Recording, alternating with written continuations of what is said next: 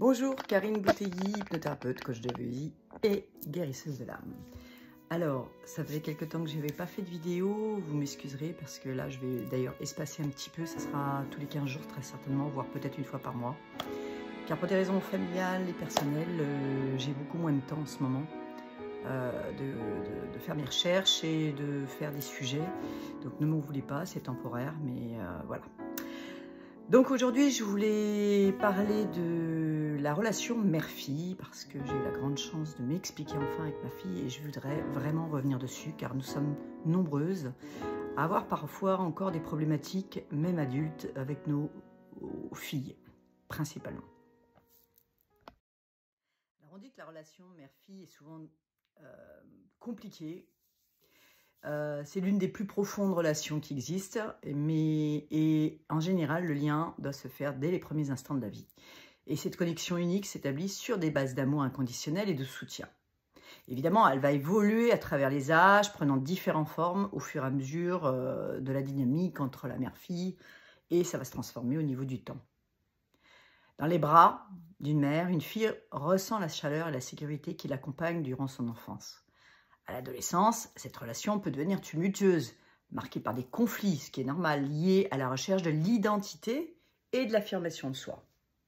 Puis, en grandissant, les filles commencent à voir leur mère sous un nouveau jour, découvrant même une complicité, une amitié encore plus profonde. Alors, cette vidéo va vous explorer différentes facettes multiples de la relation mère-fille, les défis à relever, les joies à célébrer et les conseils pratiques pour cultiver un lien fort et sain. Alors que vous soyez mère ou fille, ou simplement curieux, écoutez, je vous enjoins à me suivre dans cette belle aventure humaine.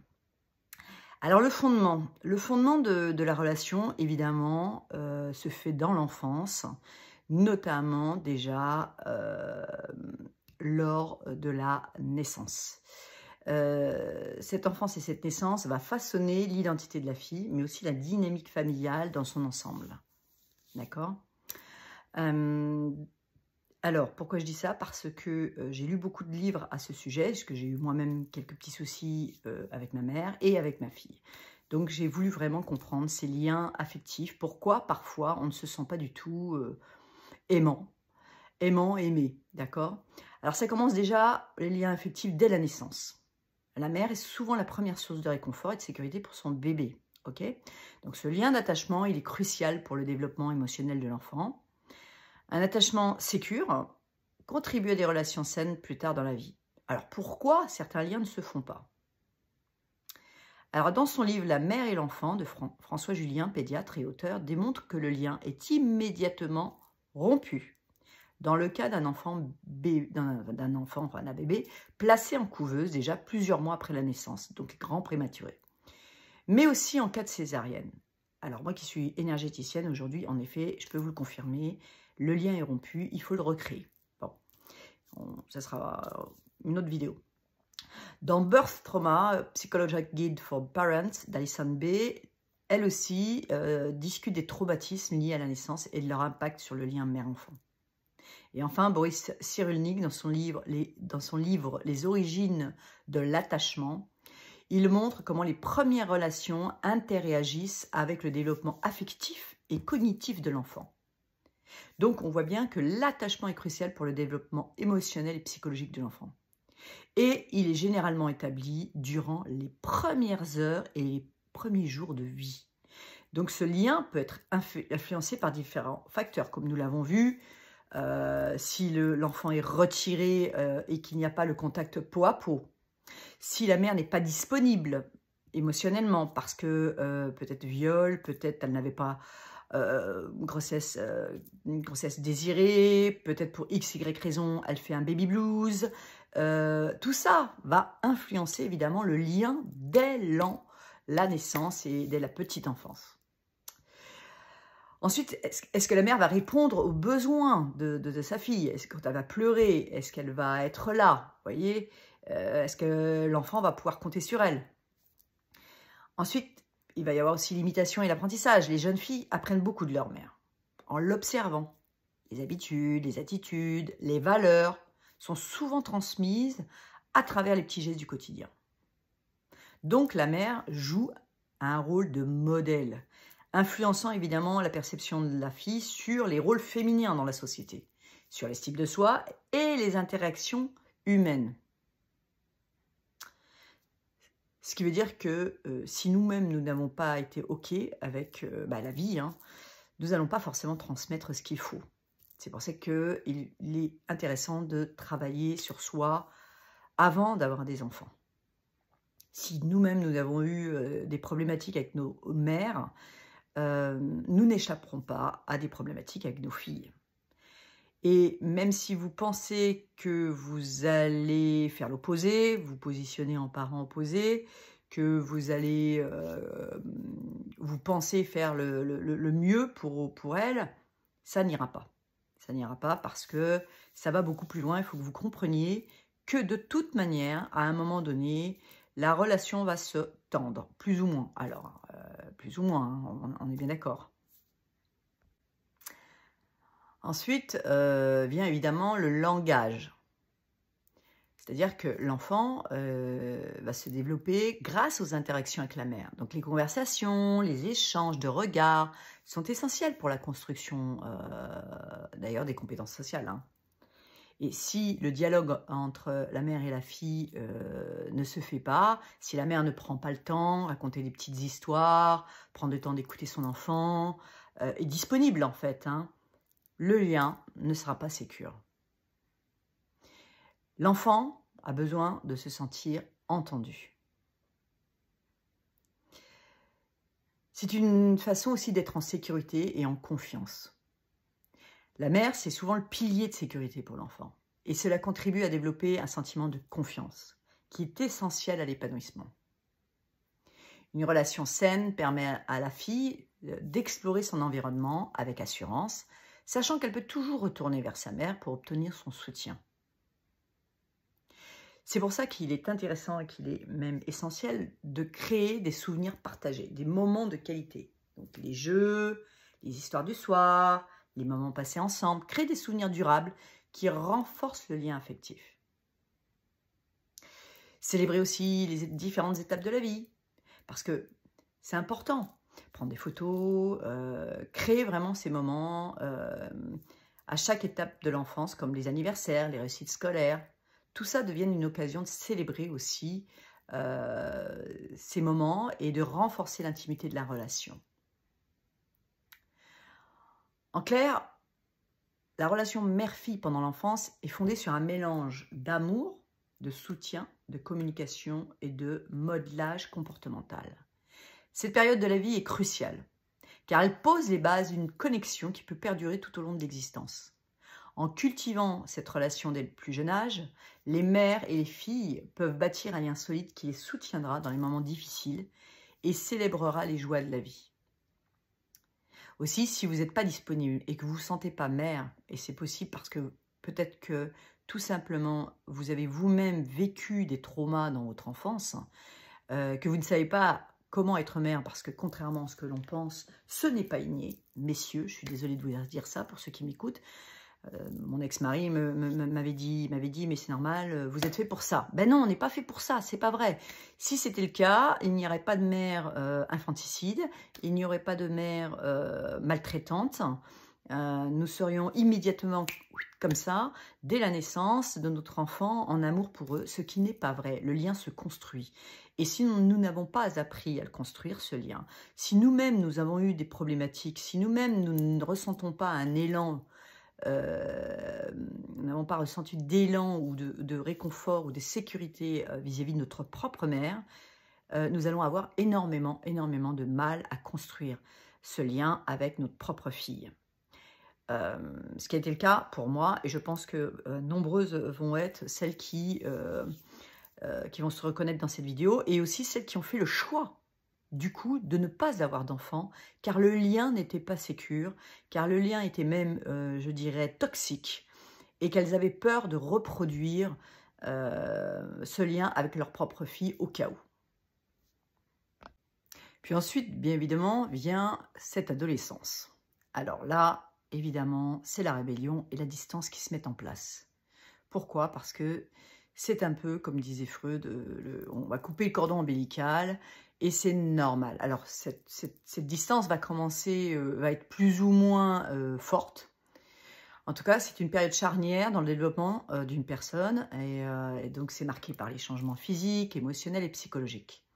Pour la relation mère-fille, cette phrase se caractérise souvent par des sentiments de rébellion. Et donc, je vais vous donner quelques points clés pour mieux comprendre le phénomène. Tout d'abord, bien sûr, évidemment, l'affirmation de son identité. On a plusieurs phases, hein, ça commence déjà à l'âge de 7 ans, ça revient à l'adolescence. Les filles commencent à explorer leur identité, à se poser des questions sur qui elles sont, en dehors du rôle que leur mère a joué dans leur enfance. Et elles vont aller vers une quête d'indépendance qui peut engendrer évidemment des comportements perçus comme une rébellion, car elles cherchent juste à affirmer leur individualité en dehors de leur mère. Donc va forcément rentrer en compte les conflits de valeurs. Les adolescentes peuvent développer des opinions et des intérêts qui diffèrent de ceux de leur mère. Cette divergence peut créer des tensions et surtout la mère essaie d'imposer des règles basées sur ses propres valeurs et expériences. Les discussions peuvent alors se transformer en conflits, tant sur des sujets triviaux que sur des sujets fondamentaux comme le comportement, la mode, les choix des amis. Bref, en gros, la jeune recherche quoi? Elle recherche son autonomie. Et c'est un des principaux aspects de la rébellion à l'adolescence, c'est ce fameux désir d'autonomie. Les filles peuvent vouloir prendre leurs propres décisions sur les sorties, les études et encore plus sur les relations amoureuses. Et ce besoin d'autonomie peut être perçu par la mère comme un rejet de son autorité, créant ainsi des tensions et des émotions conflictuelles des deux côtés. Et selon comment vous allez gérer ces conflits, évidemment, ça va empirer au fur et à mesure du temps. Donc, c'est vraiment, l'adolescence, c'est aussi l'expression des émotions. Et c'est une période où les émotions sont exacerbées en raison des changements hormonaux, évidemment. Hein. Les filles peuvent se sentir incomprises ou mal écoutées. Elles rendent, la communication difficile et les interactions avec leur mère de plus en plus confuses. Ça prête à interprétation. Pour la mère qui pense que c'est de l'ingratitude, de la rébellion, et pour la fille qui pense que, eh bien évidemment, elle n'est jamais vue comme une adulte en devenir, que sa mère ne lui fait pas confiance, que sa mère remet en question tout. Bref, c'est une incompréhension totale. Et du coup, les adolescentes peuvent s'éloigner de leur mère sur le plan émotionnel. Elles commencent à se tourner vers les amis pour obtenir soutien et validation de ce qui peut... et du coup, ça peut donner à la mère l'impression d'être mise de côté ou même carrément ignorée. Cette distance est souvent un mécanisme de défense en réalité, permettant ainsi à la fille de naviguer dans ses émotions complexes et dans les relations. Donc en conclusion, on pourrait dire que la rébellion à l'adolescence peut être vraiment une source de conflit et de frustration. Elle peut également être un processus nécessaire pour le développement personnel. Hein. Même si c'est éprouvant comme passage, hein, et en plus, elle ne se fait pas forcément à 14 ans, elle peut se faire au moment des études, donc un petit peu plus tard, juste au début de l'adulte. Bref, c'est extrêmement difficile. Alors, il faut encourager la communication ouverte et créer un espace sûr afin d'atténuer un petit peu les tensions et renforcer le lien. Mais évidemment, ce n'est pas forcément facile, car selon les caractères de chacun, on peut carrément s'opposer et le lien peut être rompu pendant plusieurs années. Alors, je vais vous livrer là maintenant un petit peu mon expérience, parce que si je me suis intéressée à ce sujet, et ça a été vraiment d'ailleurs la source beaucoup de ce que je suis devenue, c'est-à-dire... me mettre au service des gens, hein, les aider à mieux communiquer. Moi-même, j'ai été dans la communication avant de travailler dans la thérapie. J'ai été pendant des années dans les espaces de communication, c'est assez marrant, parce que finalement, on communique très très mal. Nous interprétons à notre façon en fonction de nous-mêmes, de nos émotions, de notre histoire surtout. Nous nous permettons ou pas de dire les choses. La plupart du temps, nous gardons à l'intérieur de soi par peur, tout simplement, peut-être du parent, mais aussi par peur de blesser l'autre. Moi-même, avec ma mère, je n'ai pas eu des relations idéales. En tout cas, je lui en ai beaucoup voulu. J'ai mes parents qui ont divorcé, j'avais 10 ans, et je suis restée avec mon père. Donc le lien, c'est plus fait avec le père qu'avec la mère, dans mon cas, par exemple. J'ai retrouvé ma mère, j'en avais 35, ce qui est assez compliqué, même si elle m'avait, on peut dire, traditionnellement, une fois tous les 15 jours, la moitié des vacances scolaires. Ça ne suffit pas pour créer des liens. Et surtout, le lien, c'est entre la mère et la fille, je pense, c'est être là au bon moment, être là à l'écoute, quand la jeune, l'adolescente, puis ensuite la jeune adulte passe par des phases difficiles. En tant que parents, même si nous avons nous-mêmes des problématiques et que nous-mêmes nous avons vécu des choses, l'erreur que beaucoup de mères font, c'est de se mettre en avant, de parler de leur propre vie et de ne pas écouter leur fille. Et là, forcément, l'adolescente, l'adulte, ne se sentira pas entendue. Le lien, il peut être même faussé, puisque si la mère commence à trop se confier à cette période-là, en tout cas trop tôt, à ce moment-là, ce sont plus des relations de copines qui s'installent, et il n'y a plus de hiérarchie, si je puis dire. Alors, attention, quand je dis hiérarchie, même si on devient adulte et qu'on doit communiquer sur adulte à adulte, nous restons l'enfant de nos parents. Ok ? Et l'enfant intérieur que nous portons en nous jusqu'à la fin, lui, ben, il a besoin d'avoir de temps en temps encore son parent en face de lui. Voilà, de savoir que, ben, que c'est sa mère, qu'on peut être réconforté quand on passe un cap difficile, même adulte.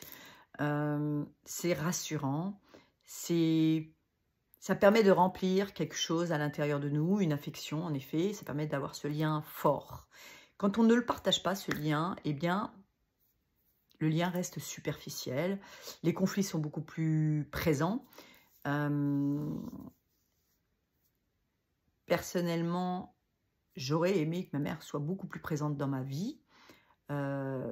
Aujourd'hui, j'ai déjà essayé de lui dire, mais elle le prend forcément toujours très mal, parce que même quand on s'explique plus tard, adulte, en disant, bah voilà, moi j'ai quand même des reproches à te faire, et je voudrais que tu m'entendes, parce que tu m'as jamais écouté quand j'étais jeune, tu n'as pas entendu ma détresse, et donc, bah voilà, je te dis les choses, parce que nous ne l'avons pas perçu de la même façon. Alors évidemment, après, quand on connaît l'histoire de ses propres parents, cela peut quand même un peu expliquer les choses, parce que il est difficile de donner ce que l'on n'a pas reçu nous-mêmes dans l'enfance. Si le lien d'attachement avec les parents, et notamment avec la mère, n'a pas été fait, le lien d'attachement avec nos enfants, et nos filles notamment, va être encore plus compliqué à travailler. Il va falloir vraiment dépasser et travailler sur soi pour parvenir à changer nos réactions, parce que nous avons des réactions inconscientes, spontanées, impulsives, qui viennent de notre enfance et de notre relation avec notre mère, notre propre mère. Nous nous souvenons rarement de comment nous étions plus jeunes. Et ça, c'est un tort. Et nos enfants ont souvent des griefs ou des reproches à nous faire sur comment nous étions.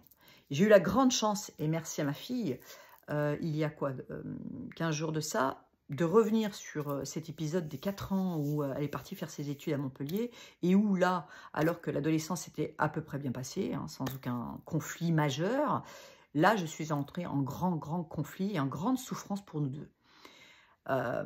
Il est vrai qu'avant, je n'avais pas fait je n'étais pas bien dans ma vie, j'avais des problèmes de couple, j'ai des problèmes de travail, bref, j'étais moi-même affectivement en détresse, et donc j'avais beaucoup trop de poids sur les épaules.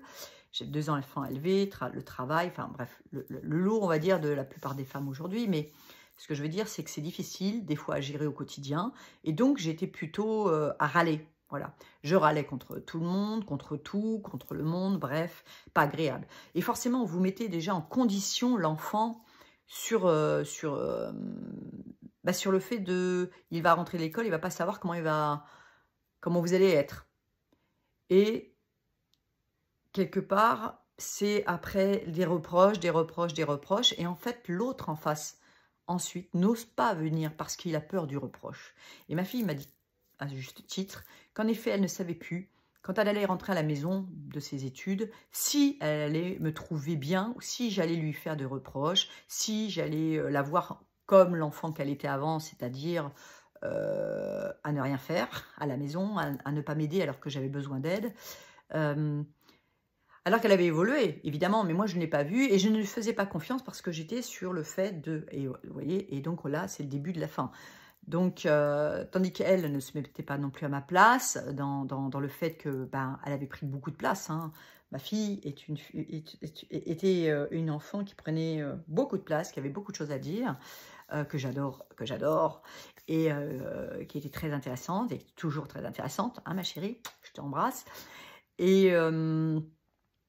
mais qui du coup a laissé un grand vide quand elle est partie faire ses études à Montpellier. Je me suis retrouvée avec mon fils, mais lui aussi est parti ensuite très rapidement faire son internat, et je me suis retrouvée, comme beaucoup de mamans, seule.